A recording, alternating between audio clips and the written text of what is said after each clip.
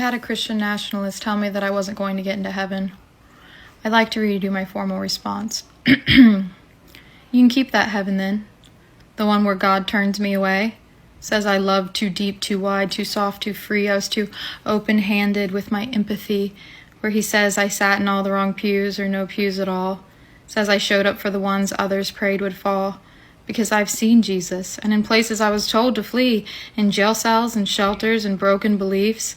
So if your God doesn't want me, I've made my peace. I never needed a mansion or golden streets. I see Jesus in Gaza, and the ones you try to erase, in their brown hands and tear-streaked face. I see Jesus at protest and in hospital tears, but never in your churches and never in your fears. No, I don't need your heaven with its gates of gold if it means walking past the suffering and the cold. You built your heaven somewhere high, but turn this earth to hell, and why?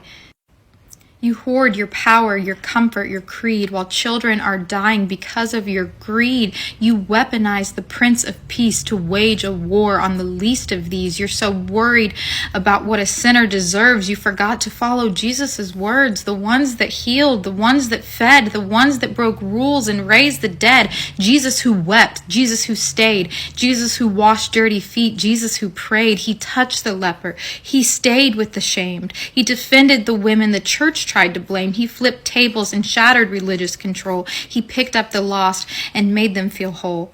And he didn't say, "Are you pure?" before feeding the crowd. He just said, "Come, all are allowed."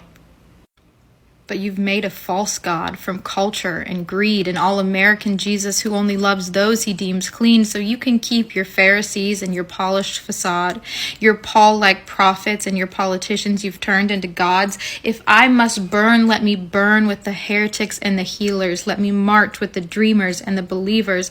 Let me vote like every soul deserves a place at the table. Let me love like every person is sacred, not a label. And if your God looks at me and says, "Sorry, you chose compassion over law," then I'll nod and say, "Yeah, because I learned it from Jesus, after all."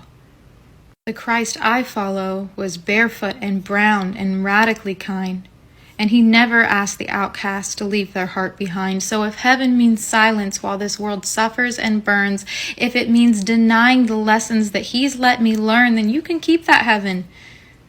Mine will be found in the faces of those this world keeps pushing down, in protest and in prayer, in tear gas and in songs, because my Jesus is there. And he says with him is where I belong.